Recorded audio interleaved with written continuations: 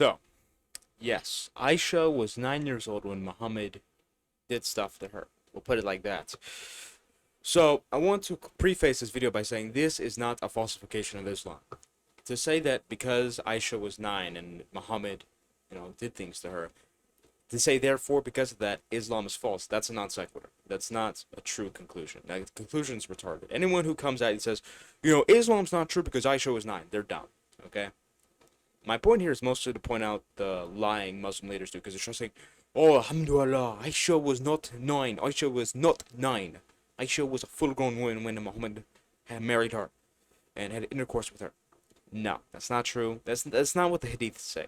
These are Muslim sources, okay? So we're going to look at these sources. So, boom. Here we have Sahih al-Bukhari. Let's zoom this in.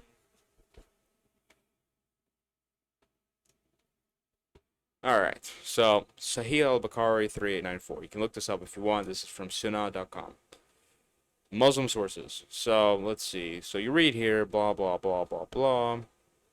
Unexpectedly, Allah's apostle came to me in the foremoon, and my mother handed me over to him, and at that time I was a girl of 9 years of age. Okay, that's the first one. Now the next one. Allah's messenger married me when I was 6 years old, and I was admitted to his house at the age of 9. So, again, they may say, oh, some say 6, some say 7, some say 9. What is it? Doesn't matter. Prepubescent girl. That's the point here. She's very young. That's the point we're making here. So it doesn't matter if it's 6, 7, 8, 9. It's the same thing. I mean, it's like those guys on TCAP who go like, where Chris Hansen goes like, you came here to meet a 14-year-old. Like, no, she was 15. It's like, like, it doesn't matter, bro. It's the same. The point is the same. So, there we go. That's Sahih Muslim. Now, here we have Sunan Abi Dawud. The Messenger of Allah married me when I was 7 years old. And there was 6 years. He had intercourse with me when I was 9 years old. So there you go. There's multiple other sources. If you look up Aisha answering Islam, I think there's more sources that you'll see. But this is just to get the point across. Aisha was 9. All right, that's truth of the matter. Or she was a prepubescent girl. Whatever, 6, 7, 8, 9, I don't care. Use whatever number you like, but she's a prepubescent girl who hasn't menstruated yet. That's other sources saying that as well. So, these hadiths are translated by Muslims. If you get the Arabic and you copy-paste it, put it into a translator, it's going to say the same exact things. It's going to give you the same ages.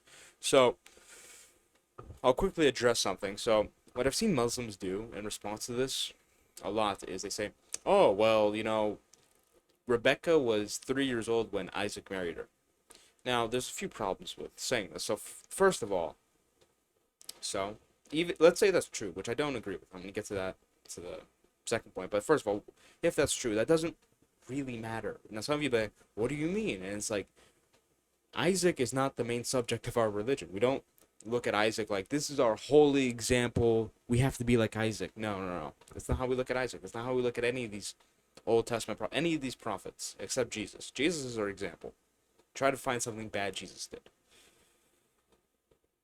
In Muhammad's case, he's supposed to be the shining example of Islam.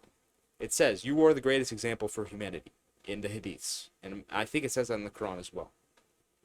This guy's our example. So, if he's doing something like this, then it's more important than someone like Isaac doing it. I mean, for example, let's look at someone who's exalted as a prophet in Christianity and Islam as well. David. What did David do? David